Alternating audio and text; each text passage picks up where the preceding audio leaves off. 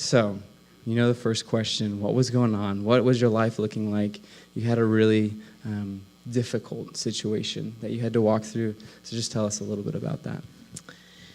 Well, the situation was the unexpected death of my older son, Devin Hall, on May 14th of 2017. And I received a call the following day informing me that he he was living apart from his wife. They were separated, and that his roommate had found him unresponsive in the early morning hours. And so by the time I found out about it, he was at the Tarrant County Medical Examiner's office, and he was, in fact, gone. That was what I was told. He was gone. Yeah, I'm sorry to hear that. I mean, I know that we've talked about it, but just every time you say that. I know that in that moment, as difficult as it was, you shared with me and a few others that God just met you. God did something really powerful and unique in that moment. Can you share with us what that was? Well, he did a lot of powerful things in that moment.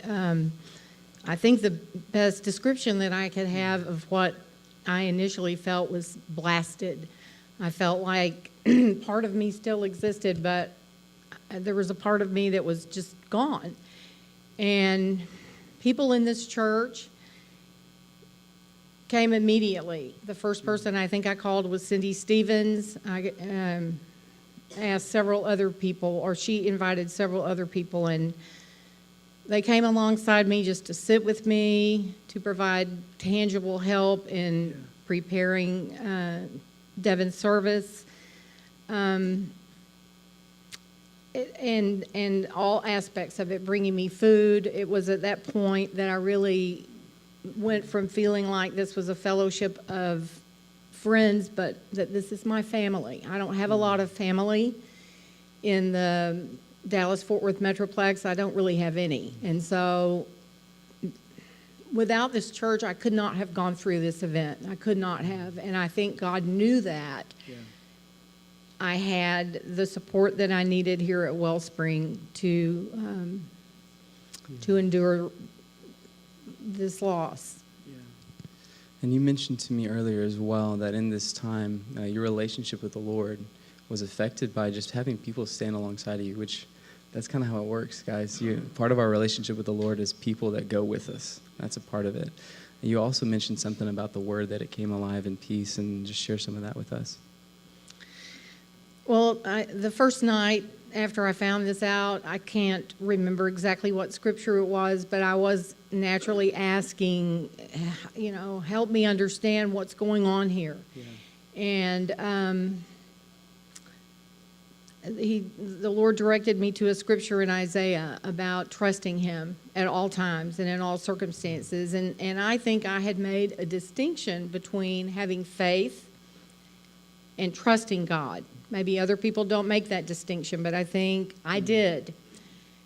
And what I experienced was that He is trustworthy without limit. That's good. And that which I experienced and still experience as a terrible loss was in fact a grace disguised. Because I know where Devin is. Devin believed in Jesus. He wasn't always a faithful follower of Jesus. He struggled with addiction starting in his teen years. But he believed that Jesus is who He says He is. And so I know where Devin is, and I know who Devin is with. Yeah, and I have friends that can't say the same thing about their adult children. And some of the things that the Lord has said to me, I feel like are sacred and between Him and me. But all the things that I had accumulated up to that point as far as my faith walk were what I had to rely on. And this church was an integral part of it. And I'm ever so grateful. If I haven't made that clear to each and every one of you, I'm very, very grateful. Yeah. We just want to say we love you. We're for you. We're with you. Thank you for sharing that testimony about what God's doing. Yeah, y'all give it up. Thank you so much.